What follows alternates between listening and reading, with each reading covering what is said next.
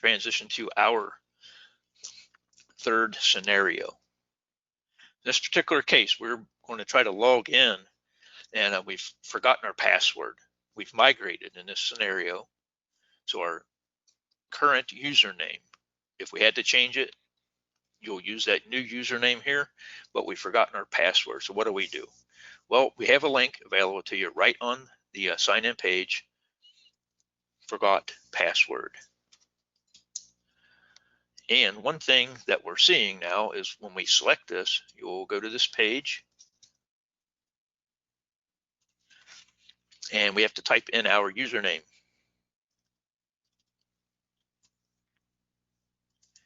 And the email address that we're using have attached to that username here. And we're going to send a verification code to that. Actually, I'm going to put this other one in. Pardon me for that. And we're going to send that code to it.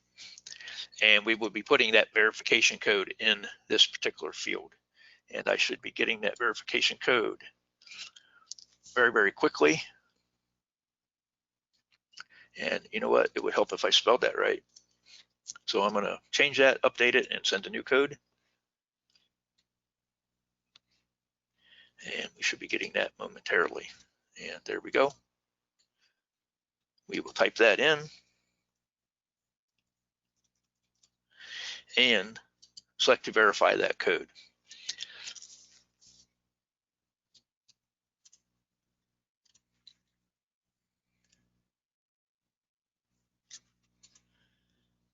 And as you saw, I selected that code twice,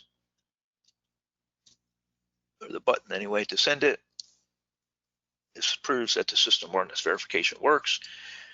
And we select this verification code, we enter it, and we continue. And in some cases, you'll end up on this page. And this is telling us, in this case, that we're attempting to change our password before the minimum duration has ended. Now, the minimum duration on that is 24 hours. So if you've changed your password before that minimum duration is ended, you have to wait for 24 hours to do so. Another scenario we have is if we've forgotten our password.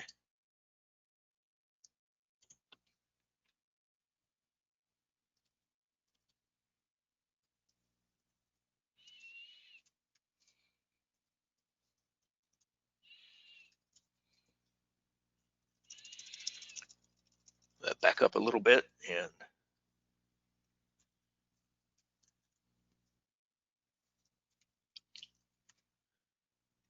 get that code sent to me. And we'll wait for that, and it'll come here in just a moment, which it's already got here.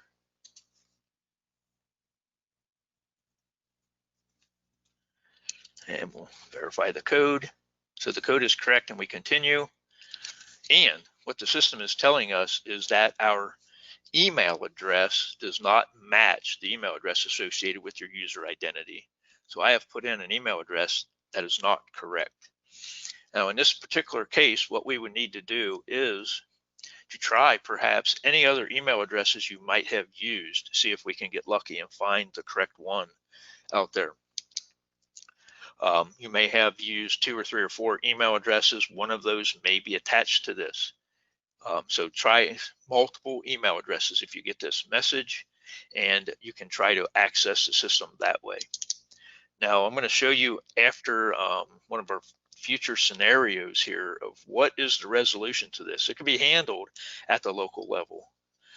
So we'll get your admin involved in this after a while, and we'll show you how to do that. And that's later on in our scenarios that we're going to send you.